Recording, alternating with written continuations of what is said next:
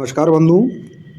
मैं एक छोटा सा ब्रह्म विद्या का पथिक, हस्तरेखा में और ज्योतिष में रुचि रखने वाला विद्यार्थी पामिस्ट मनीष शर्मा एडवोकेट, आप सभी का इस चैनल पर फिर से एक बार स्वागत करता हूं। बंधुओं, आज हस्तरेखा में हम एक नई चीज़ लेकर आए हैं कि जिस प्रकार से जन्म कुंडली में ग्रहों की युति होती है और उनका फल होता है, उसी प्रकार से आज हम गुरु ग्रह, जो यहाँ पर ये दिख रहा है, ये गुरु ग्रह की अन्य ग्रहों से युति का क्या परिणाम रहता है, इसको देखेंगे, इसको समझेंगे। तो अगर आप वीडियो पर इस चैनल पर नए हैं तो सब्सक्राइब कीजिए, शेयर कीजिए, लाइक कीजिए, और आप में से किसी को भी अपनी हस्तरेखा का विश्लेषण चाहिए अथवा कोई समाधान चाहिए तो वो हमसे संपर्क कर सकते हैं।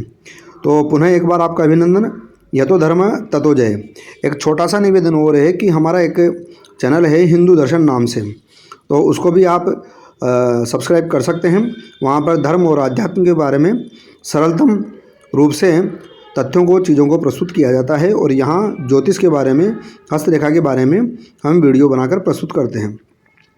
देखिए मित्रों, किसी भी जातक का ये इस प्रकार से हाथ होता है, और हाथ में यहाँ गुरु ग्रह है, यहाँ शनि है, यहाँ सूर्य है, यहाँ बुध है, यहाँ हर्षल पर्वत है, यहाँ प्लूटो जिसे इंद्र कहते हैं वह है, यहाँ पर उच्च का मंगल है, यहाँ पर निम्न का मंगल है, यह शुक्र ग्रह है, और ये राहु है, ये केतु है, ये नेपच्यून है, और यहाँ पर चंद्र है।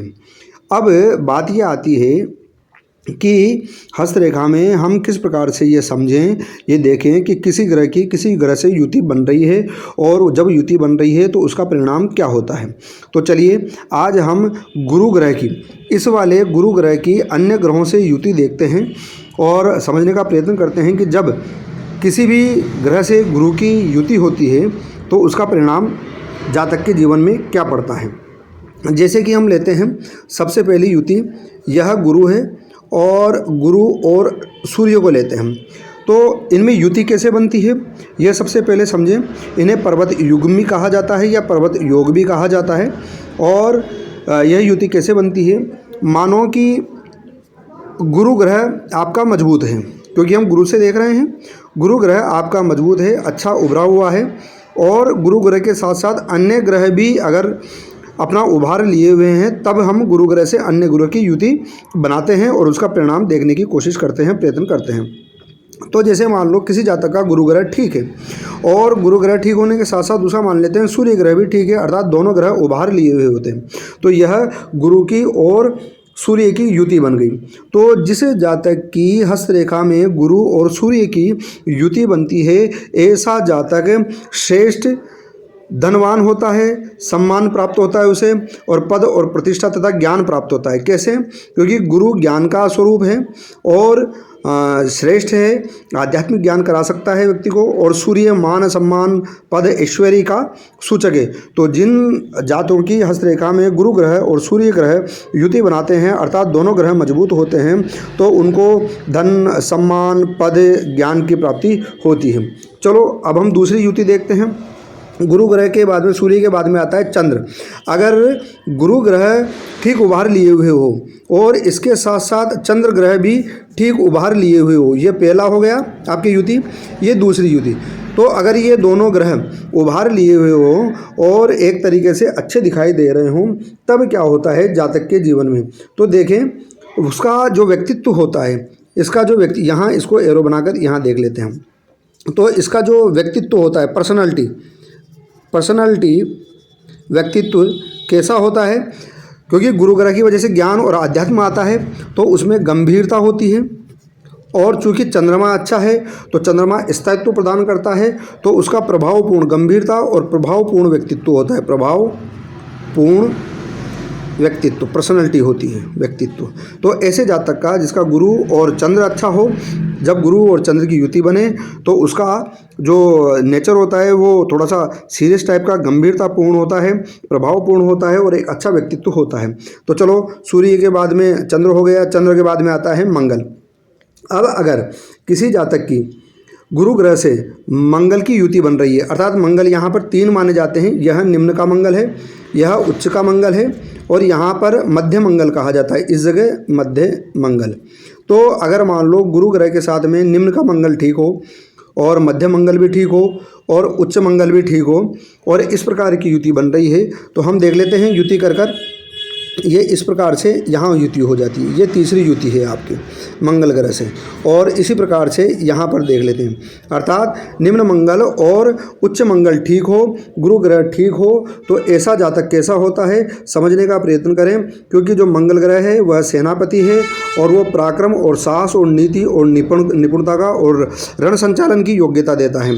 तो ऐसा जो व्यक्ति होगा कैसा होगा, वह किस प्रकार का होगा, वह पराक्रमी होगा और इसके साथ साथ वह नीति और ज्ञान में निपुण होगा। इसके साथ साथ वह किसी प्रकार का मैनेजमेंट या रण संचालन में भी निपुण होगा, संचालन में भी निपुण होगा। तो यहाँ देखेंगे गुरु की यदि मंगल से युति बनती है तो जातक साहसी होता है, पराक्रमी होता है, निपुण होता है, रण संचालन में माहिर होता है, अर्थात मैनेजमेंट अच्छा करना जानता है। अब अगर गुरु ग्रह की मंगल के बाद में हम आते हैं तो गुरु ग्रह की युति बनती है बुध से। तो यहाँ देखिए ये गुरु और यहाँ गुरु से चलकर यह बुध ग्रह, इससे युति बन गई। तो ये हो गई आपके चौथी युति।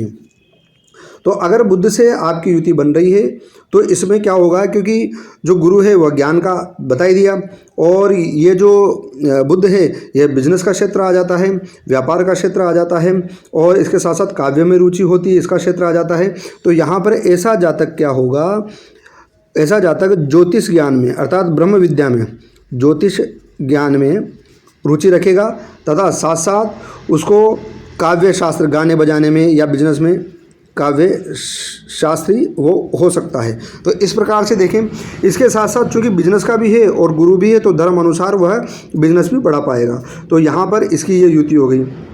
अब गुरु के साथ आपका बुध हो गया, गुरु का गुरु हो गया और गुरु के साथ अब ले लेते हैं शुक्र। ये शुक्र है, ये आपके 5वीं युति आ गई, ये शुक्र है।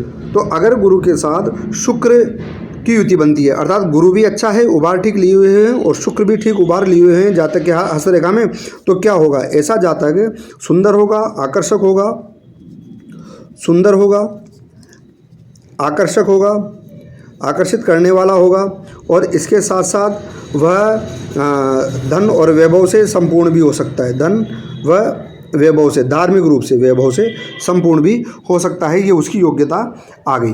अब गुरु के बाद में शुक्र, अब ले लेते हैं शनि। तो आपके हो गई ये 6ठी युति, गुरु के साथ में ये शनि, तो ये हो गई आपके 6ठी युति।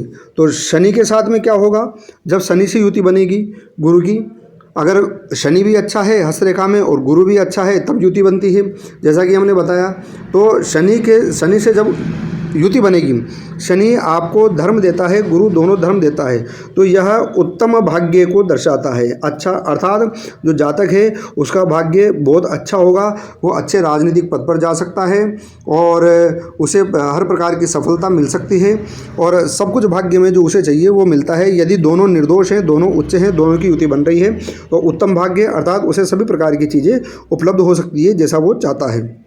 ये इसके साथ में इतनी युति हो गई। अब हम देखते हैं राहु के साथ में और केतु के साथ में युति देखने की कोशिश करते हैं। तो अब इसके साथ में आप देखो, ये आपके 6ठी के बाद में ये 7वीं युति ये आ गई आपके राहु की। तो अब हम इसको ले लेते हैं 7वीं युति को राहु की। तो राहु के साथ में जब गुरु की युति बनती है, अर्थात राहु अच्छा हो और गुरु भी अच्छा हो तब युति बनेगी। तो जब राहु के साथ में युति बनती है तो ऐसा व्यक्ति नेगेटिव प्रभाव वाला होता है। ये नेगेटिव हो गई। नेगेटिव कैसे होता है, इसमें आत्मविश्वास में कमी, आत्मविश्वास में कमी होगी और दूसरा इसके साथ साथ वह थोड़ा दुष्ट विचार भी होंगे इसका, क्योंकि राहु दुष्टता का सूचक है, दुष्ट विचार भी होंगे। जीवन में सफलता मिल सकती है राहु जब अच्छा होता है, लेकिन वो इस प्रकार का होगा, मतलब कि उसके मन में अस्थिरता रहेगी और विचार उसके ठीक नहीं होंगे, दुष्विचार होंगे। अब आते हैं हम केतु से देखने का प्रयत्न करते हैं। अगर राहु गुरु उभार लिए हुए है और इसके साथ साथ आपका केतु भी उभार लिए हुए हैं, तब ऐसी युति को गुरु और केतु की युति कहते हैं। तो आपके यहाँ पर 7वीं युति हो गई, ये 8वीं युति हो गई गुरु के साथ साथ। तो जब ये 8वीं युति बनती है तो क्या होता है, जब केतु जीवन में जातक के बाधाएं आती हैं, बाधाएं अर्थात बहुत सारी बाधाएं जीवन में, वो परेशानियां झेलता है, क्योंकि दोनों एक दूसरे के विरुद्ध हैं। और इसके साथ साथ परेशानियां और असफलता, बाधाएं और असफलता को यह दर्शाता है। तो आप ये मत देखें जब भी हस्तरेखा देखें कि साहब राहु अच्छा है या केतु अच्छा है, गुरु अच्छा है, फिर जीवन में समस्या क्यों आ रही है। तो देखने वाली बात ये भी है कि राहु और गुरु के एक साथ अच्छे होने पर ये दोनों विरोधी हैं, तो दोनों विरोधी होने से नेगेटिविटी आ जाती है। गुरु और केतु विरोधी हैं, इस वजह से फिर नेगेटिविटी आ जाती है। दोनों भले ही उच्च के हो, लेकिन जीवन में बाधाएँ और असफलताएँ आएगी व्यक्ति की। अब इसके साथ साथ हम देख लेते हैं 8वां और 9वीं युति देख लेते हैं। गुरु के साथ में ये आपका हर्षल पर्वत, ये आपके 9वीं युति बनाता है। तो इससे क्या होता है हर्षल पर्वत से, तो जिसका गुरु अच्छा हो और जिसका हर्षल पर्वत भी ठीक ठाक दिखाई दे रहा हो, तो ऐसी स्थिति में क्या होता है कि इसमें परोपकार की भावना होती है। परोपकारी होता है ये, परोपकारी अर्थात दूसरे के दुख में इसको दुख महसूस होता है और थोड़ा वैज्ञानिक किस्म का आदमी होता है, अर्थात विज्ञान में इसकी रुचि होती है। तो यहाँ पर हर्षल पर्वत से गुरु की युति बनने पर स्थिति इस प्रकार से आ जाती है। अब लेते हैं नेपच्यून।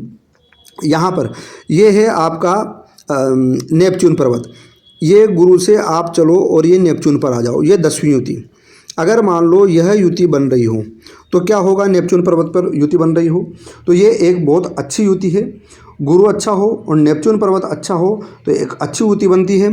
इससे धन मिलता है, जातक को धन ही मिलता है या एकदम से धन प्राप्त हो जाता है उसे।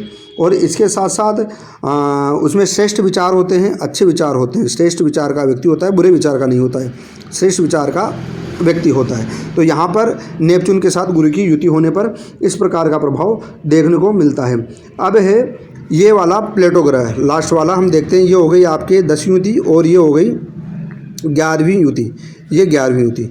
तो हम यहाँ से ले लेते हैं प्लेटो को, इसे इंद्र भी कहते हैं। यहाँ इसको हम देख लेते हैं, लिख लेते हैं। तो जब प्लेटो अच्छा पर्वत होता है जिसे इंद्र भी कहते हैं, ये अच्छा होता है और गुरु भी अच्छा होता है, तब इनकी युति बनती है। और जिसका प्लेटो और गुरु अच्छा होता है तो वह व्यक्ति श्रेष्ठ वक्ता होता है, अच्छा वक्ता, श्रेष्ठ वक्ता होता है। साथ साथ उसमें विलक्षण प्रतिभा भी दिखाई देती है, विलक्षण प्रतिभा होती है, विलक्षण प्रतिभा। तो कभी भी जब हम हस्तरेखा देखते हैं तो व्यक्ति को केवल 1 या 2 ग्रह अच्छे देखकर विचार नहीं करना चाहिए, ग्रहों की युति देखकर भी विचार करना चाहिए। जैसे आज हमने गुरु के बारे में लिया, कल हम ले लेंगे शनि के या सूर्य के बारे में, अन्य ग्रहों से युति का क्या परिणाम होता है। तो इस प्रकार से ग्रहों की युति भी देखना चाहिए। जैसे कि हमने देखा कि यहाँ पर राहु अच्छा है, गुरु भी अच्छा है, तो उस पर तो नेगेटिव प्रभाव चला गया। तो यह न देखें कि आपका राहु तो अच्छा है, फिर समस्या क्या आ रही है।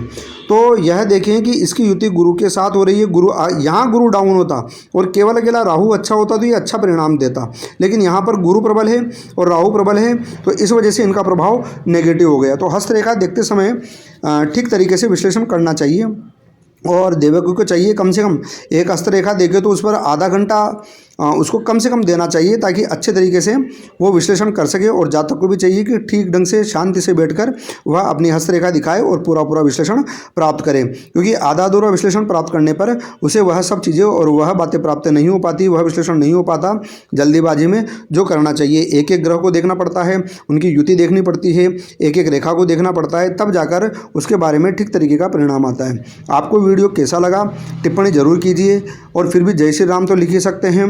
अगर किसी को हस्तरेखा दिखानी है तो वो हमसे संपर्क कर सकता है। और आपका वीडियो देखने के लिए बहुत बहुत अभिनंदन। जय जय श्री सीताराम।